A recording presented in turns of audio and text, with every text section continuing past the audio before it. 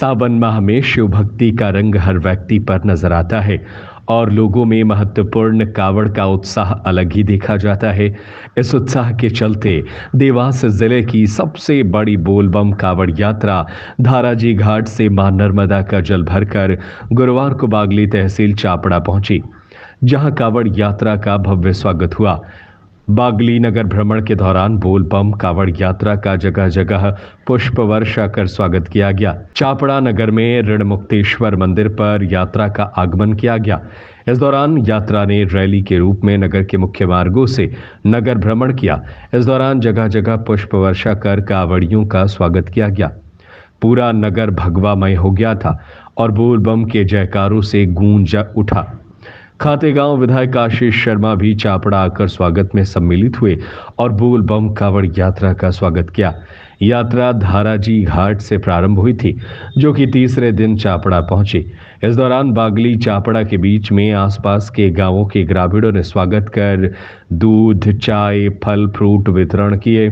चापड़ा में यात्रा का रात्रि विश्राम यात्रियों के लिए प्रतिवर्ष अनुसार रामचंद्र पाटीदार इकलेरा वाले की ओर से भोजन की व्यवस्था की गई। उक्त यात्रा 28 वर्षों से आयोजित हो रही है। यात्रा का उद्देश्य पर्यावरण संरक्षण व पौधारोपण का संदेश देना है। यात्रा में लगभग 25 गांवों से 1000 से अधिक यात्री सम्मिलित हुए। यात्रा का 13 अगस्त को उज्जैन महाकाल मंदिर पर जलाभिषेक कर समापन किया जाएगा। भारतवर्ष में श्रावण मास में जगह जगह कावड़ यात्राएं निकल रही हैं। उत्तर प्रदेश, बिहार ऐसे राज्यों में तो रोड पर आपको कावड़ यात्रियों के अलावा कुछ दिखता ही नहीं। हमारे यहाँ भी मां नर्मदा से, धाराजी से, अन्य स्थानों से कावड़ यात्राएं शिव मंदिरों तक पहुँच रही है। ये जिले की सबसे बड़ी कावड़ यात्रा है और महाकाल मंदिर में जाकर इस यात्रा का समापन होगा।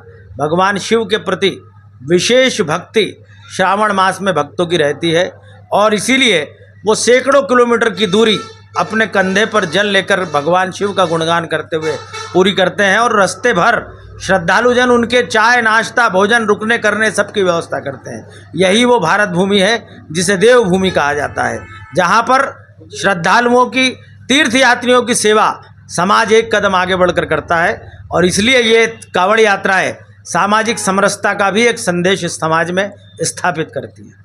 कावड़ यात्रा का ये 28वां वर्ष है। धाराई से महाकाल का जलाभिषेक करने के लिए हर वर्ष ये कावड़ यात्रा सावन मास में निकाली जाती है। कावड़ यात्रा का उद्देश्य है पर्यावरण की रक्षा, बेटी बचाओ, समरसता। हमारा मालवा अंचल हमेशा हरा भरा रहे, किसी प्रकार की कोई भी कोरोना जैसी या कोई बड़ी बीमारी से अपने भारतवर्ष में, मध्य प्रदेश में नहीं आए। इन सभी सुखद कामनाओं, अच्छी कामनाओं को लेकर यह कावड़ यात्रा निकाली जाती है। इस कावड़ यात्रा में इस पर लगभग 1300 से 1400 कावड़ यात्री शामिल हैं।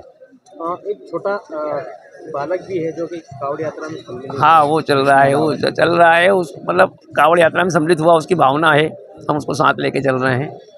किस प्रकार से स्वागत धाराजी से भी चापड़ा आज पहुँचे हैं, तो कैसा क्या है स्वागत सत्कार की? तो माँ नर्मदा की आगवानी करने के लिए लोगों के पलक पावड़े बिछाकर यहाँ से वहाँ तक इतनी व्यवस्थाएं हैं कि जिसकी हम कल्पना भी नहीं कर सकते हैं, क्योंकि इस कावड़ यात्रा का उद्देश्य किसी भी दूसरी चीज़ के नहीं रखते हुए हमारी संस्कृति और सनातन धर्म के लिए कावड़ यात्रा निकाली जा रही है।